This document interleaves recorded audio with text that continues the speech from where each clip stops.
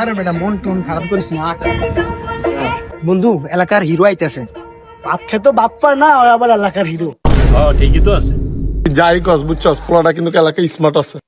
আরে বন্ধু কি কস, পোলার দেখলেই তো বোঝা যায় পোলার উপর দিয়ে খুব জ্বর তুফান যাইতাছে।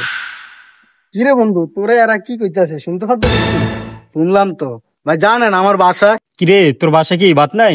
নাও ভাই, আজকে সকালে নাস্তা মিস করছি।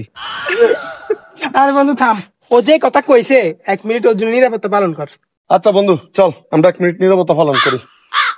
দূর মিয়া, মজা করেন। আজকে মিয়া পরোটা খামু ভাবছি।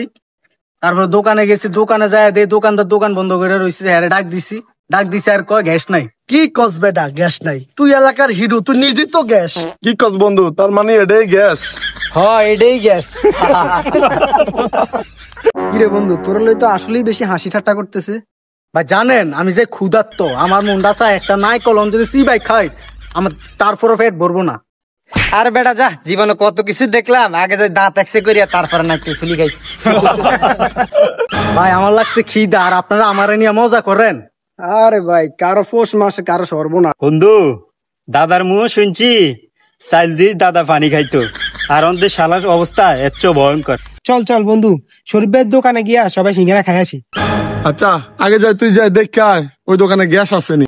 ধর্মিয়া সিঙ্গারা আপনারা খাইবেন, আমার কোন যায় গ্যাস দেখতে? হ্যাঁ মজা করুন আমার লগে। আর দাঁড়া দাঁড়া অনেক অপমান সহ্য করছি, চল আয়। বন্ধু আজকে তো এলাকার হিরো রে পক।